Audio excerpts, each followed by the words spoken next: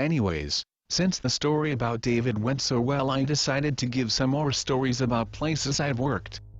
This one is about my time in security, current job but not current place. Be me, 22. Working security for the local Walmart. Since I was the new guy, they gave me the graveyard shift. Boss gave me camera duty since the only people going to the store during those hours are new parents or druggies.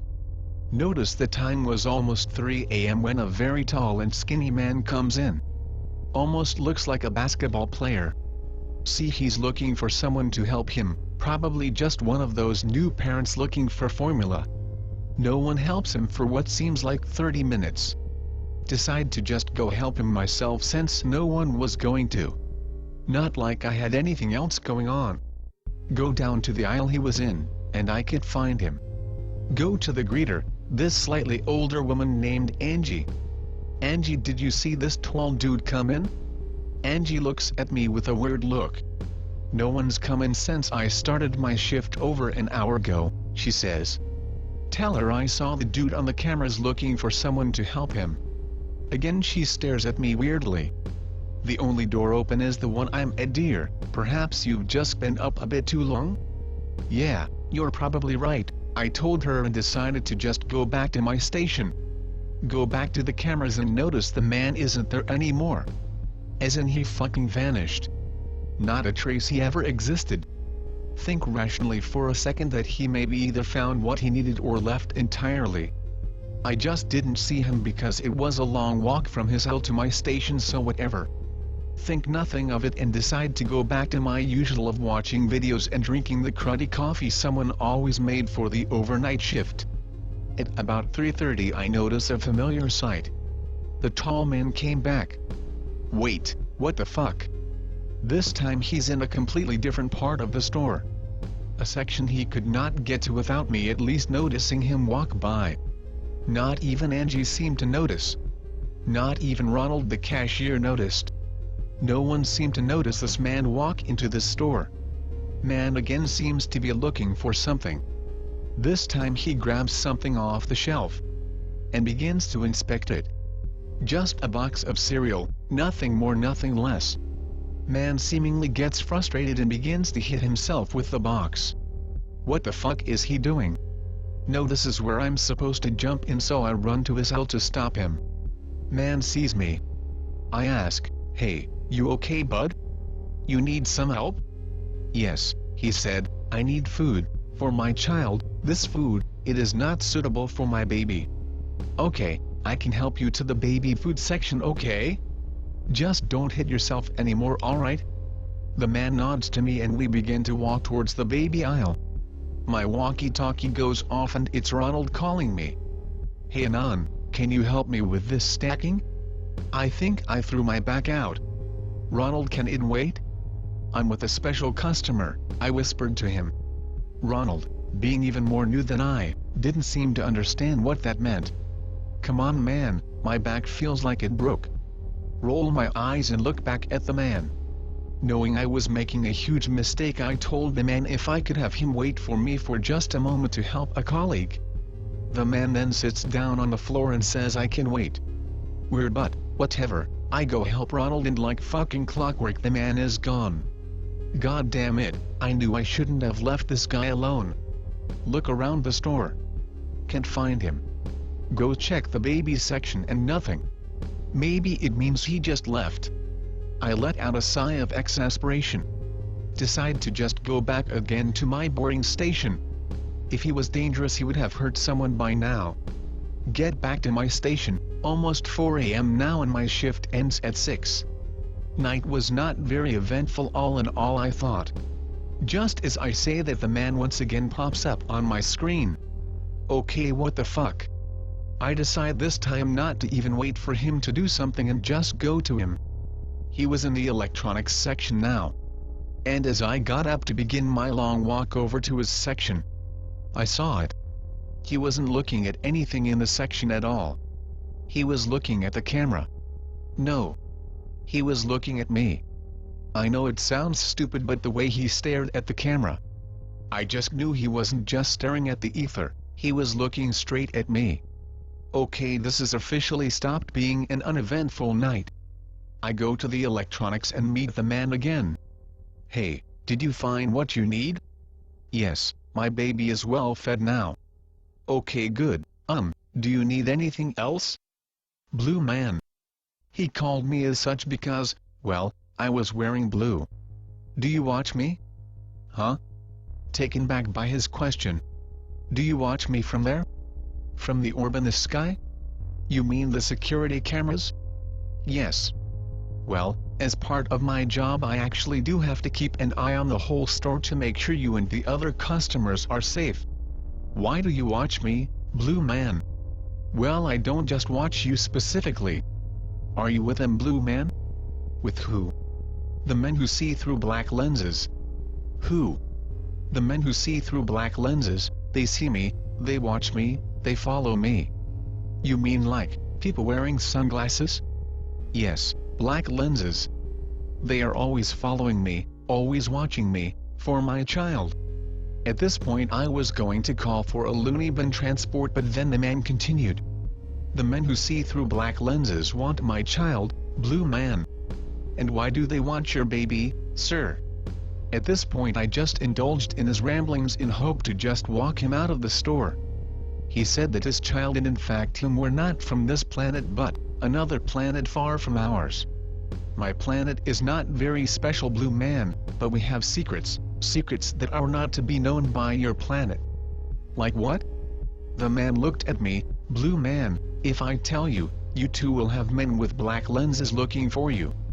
I'll take my chances, I jokingly said, but the man obviously took this very seriously. Blue man, I shall trust you.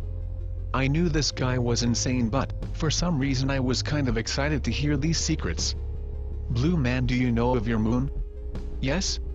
It is not your moon, my people gave it to you. We allowed for gravity to be given to you. Through our transportation methods and advanced science we're able to make an artificial moon for you, so you may be able to stabilize your evolution.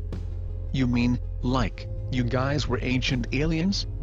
Yes, we are the ones you speak of in legend and folklore. We have traveled to help other species, other races, to evolve from primitive beings to what you are today. Humoring him still, I ask, okay, why would your people go through so much trouble to get my people out of their primitive stages? To prepare you. For? The Great Awakening, the Great Truth. The what? The Great Awakening, blue man, the time where all truth, all secrets, all legends, are to be revealed to the universe, to all living life forms, to give them a higher sense of self. Okay, but that doesn't answer why you need to advance us at a higher rate than what would naturally occur. Because those species that are too primitive will either die from shock or be so enraged at the great truth that they will kill each other in wars.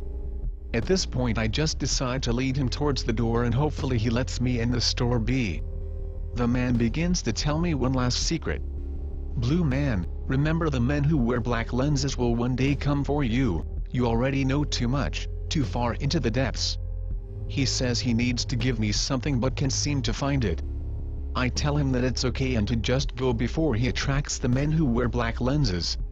He says he will be back once he finds the item he needs to give me. He says the item will protect me from them and will show them I am not a part of his race but a hopeless bystander. I nod politely and let him be on his way. I tell him if I see any black lenses I'll be sure to tell him. The man doesn't come back that night and I don't see him for what seems like an eternity. After that, even though I myself didn't believe his story, can't lie when I said I did notice a lot of black sunglasses around during the time. Feel all around uneasy, but I just chalk it all up to that weird sensation your mind has when you slightly consider something to be true even though you know that there is no possible way it is. Fast forward about a month later. I'm no longer the new guy but I request to be put on the night shift since it's not only easier on my already messed up sleep schedule but it also is just way easier to deal with than having crazy rednecks or Mexican moms to deal with in the daytime.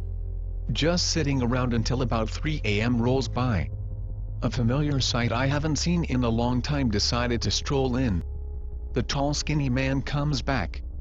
Oh fuck, here we go again. decide to go greet him since I think he would remember me and be able to talk him down again. I got to his aisle where I notice he seems even more frantic. "Blue man. I have the item for your safety. I tell to keep it and make sure to give it to me some other time." He looks visibly distraught. "Blue man, please, you must let me give you this." I tell him that I'll take the gift once I go help another customer. In reality, I just went to go call some local sheriff to take him to a ward, since it was obvious this man was fucking crazy. The whole walk over there I could feel his gaze, his presence. Shake it off as nerves. What was I nervous of? Hell if I know. I just was. As I get to the camera room and grab my phone to dial up the sheriff, I notice something that made my skin crawl. The man wasn't there. It made me feel so damn anxious. I don't know why, since he's vanished before, but this time it felt so much more eerie. I shake it off and begin to dial the number until I heard a voice behind me. "Blue man." I fucking froze. I just full-on stopped consciously moving. Hell, it felt like my soul had just left my body out of fear. I turned to see this tall skinny man in the security room, with me, this tiny room with a man who I was sure was insane. I was sure he was going to kill me.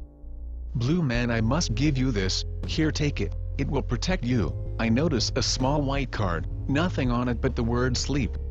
"Show it to the men who wear black lenses, they will never bother you again once you see this. I must go now, my child is restless and it is time for us to go home. My mission to evaluate this planet is done."